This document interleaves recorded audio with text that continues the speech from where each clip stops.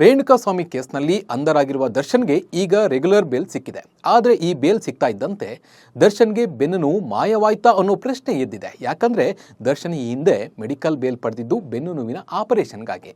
ಬೆನ್ನಿನ ಮೂಳೆ ಸರಿದಿದೆ, ಅವರಿಗೆ ವಿಪರೀತ ಬೆನ್ನು ನೋವು ಇದೆ, ಆಪರೇಷನ್ ಮಾಡಿಸಿಲ್ಲ ಅಂದ್ರೆ ಜೀವಕ್ಕೆ ತೊಂದರೆ ಇದೆ, ಲಕ್ವ ಹೊಡೆಯುತ್ತೆ ಅಂತ ಹೇಳಲಾಗಿತ್ತು. ಆದರೆ ಮೆಡಿಕಲ್ ಬೇಲ್ ಸಿಕ್ಕಿ 1 ತಿಂಗಳು ಕಳೆದರೂ ಆಪರೇಷನ್ ಮಾಡಿಸಿರಲಿಲ್ಲ. BP ಕಂಟ್ರೋಲ್ಗೆ ಬರ್ತಾ ಇದ್ದಂತೆ ಆಪರೇಷನ್ ಮಾಡಲಾಗುತ್ತೆ ಅಂತ ಕೋರ್ಟ್ಗೆ ಕತೆ ಹೇಳ್ತಾನೆ ಬಂದಿದ್ರು. ಆದರೆ ಈಗ ಆಪರೇಷನ್ ಮಾಡಿಸೋದೇ ಡೌಟ್ ಎನ್ನಲಾಗ್ತಾ ಇದೆ. ಸರ್ಜರಿ ಬದಲು ಫಿಸಿಯೋಥೆರಪಿ ಅಷ್ಟೇ. ಹೌದು, ಇಷ್ಟು ದಿನ ಆಪರೇಷನ್ ಅಂತ ಹೇಳ್ತಾ ಇದ್ದವರು ಈಗ ಆಪರೇಷನ್ ಬೇಡವೇ ಬೇಡ ಅಂತಿದ್ದಾರೆ. ಆಪರೇಷನ್ ಬದಲು ಫಿಸಿಯೋಥೆರಪಿಯೇ ಸಾಕು ಎನ್ನುತ್ತಿದ್ದಾರಂತೆ. ಹಾಗೆ ದರ್ಶನ್ 2-3 ದಿನ ಅಥವಾ 1 ವಾರದೊಳಗೆ ಆಸ್ಪತ್ರೆಯಿಂದ ಮನೆಗೆ ಹೋಗಲಿದ್ದಾರಂತೆ.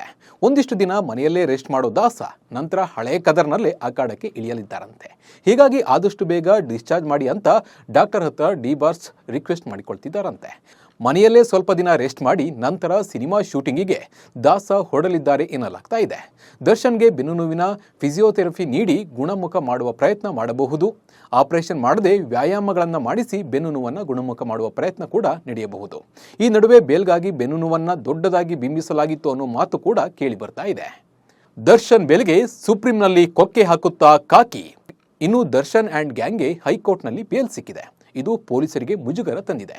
ಹೀಗಾಗಿ ಪೊಲೀಸರು ಬೇಲ್ ಕ್ಯಾನ್ಸಲ್ ಮಾಡುವಂತೆ ಸುಪ್ರೀಂ ಕೋರ್ಟ್ನಲ್ಲಿ ಮೇಲ್ಮನವಿ ಸಲ್ಲಿಸಲು ಕಾನೂನು ತಜ್ಞರ ಜೊತೆ ಚರ್ಚೆ ನಡೆಸಿದ್ದಾರಂತೆ.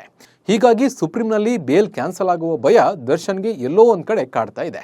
ಹಾಗಿದ್ರೆ ಇಷ್ಟು ದೊಡ್ಡ ಕೇಸ್ನಲ್ಲಿ ದರ್ಶನ್ ಆ್ಯಂಡ್ ಗ್ಯಾಂಗ್ಗೆ ಕರ್ನಾಟಕ ಹೈಕೋರ್ಟ್ನಲ್ಲಿ ಹೇಗೆ ಬೇಲ್ ಸಿಕ್ತು ನೋಡೋಣ ಬನ್ನಿ. ಜಾಮೀನು ಮೊದಲ ನಿಯಮ, ಆರೋಪಿಗಳಿಗೆ ಯಾವುದೇ ಅಪರಾಧಿಕ ಹಿನ್ನೆಲೆ ಇಲ್ಲ. ಆರೋಪಿಗಳು 6 ತಿಂಗಳಿನಿಂದ ಜೈಲಿನಲ್ಲೇ ಇದ್ದಾರೆ. ಪ್ರಕರಣಕ್ಕೆ ಸಂಬಂಧಿಸಿದ ಈಗಾಗಲೇ ಚಾರ್ಜ್ ಶೀಟ್ ಸಲ್ಲಿಕೆಯಾಗಿದೆ. ಬಂಧನ ಮಾಡುವಾಗ ನಿಯಮಗಳು ಪಾಲನೆ ಆಗಿಲ್ಲ. ಬಂಧನದ ವೇಳೆ ಆರೋಪಿಗೆ ಬಂಧನದ ಕಾರಣ ನೀಡಬೇಕೆಂದು ಸುಪ್ರೀಂ ಕೋರ್ಟ್ನಲ್ಲಿ ಸ್ಪಷ್ಟ ಆದೇಶವಿದೆ. ಆದರೆ ಈ ಪ್ರಕರಣದಲ್ಲಿ ಪೊಲೀಸರು ಗ್ರೌಂಡ್ ಆಫ್ ಅರೆಸ್ಟ್ ಪಾಲಿಸಿಲ್ಲ. ಆರೋಪಿಗಳ ನಿರ್ದಿಷ್ಟ ಪಾತ್ರದ ಬಗ್ಗೆ ಸ್ಪಷ್ಟ ಉಲ್ಲೇಖವಿಲ್ಲ. ಪ್ರತ್ಯಕ್ಷದರ್ಶಿಗಳ ಹೇಳಿಕೆಯಲ್ಲೂ ವ್ಯತ್ಯಾಸ ಕಂಡುಬಂದಿದೆ. ತಡವಾಗಿ ಹೇಳಿಕೆ ನೀಡಿದ್ದಾರೆ ಅಂತ ಅಭಿಪ್ರಾಯಪಟ್ಟು ಹೈಕೋರ್ಟ್ ಜಾಮೀನು ಮಂಜೂರು ಮಾಡಿದೆ. ಒಟ್ಟಿನಲ್ಲಿ ಬೇಲ್ ಸಿಕ್ಕಿದ್ದು ದರ್ಶನ್ಗೆ ಎಷ್ಟು ಖುಷಿಯಾಗಿದೆಯೋ ಗೊತ್ತಿಲ್ಲ. ಆದರೆ ಅವರನ್ನು ನಂಬಿ ಸಿನಿಮಾ ಮಾಡ್ತಾ ಇರೋರಿಗೆ, ಫ್ಯಾನ್ಸ್ಗೆ ಭಾರೀ ಖುಷಿಯಾಗಿದ್ದಂತೂ ಸತ್ಯ. ಆದರೆ ರೇಣುಕಾಸ್ವಾಮಿ ಕುಟುಂಬಕ್ಕೆ ನೋವು ಬಿಟ್ಟು ಬಿಡದೆ ಕಾಡ್ತಾ ಇದೆ ಅನ್ನೋದು ಸಹ ಸತ್ಯ.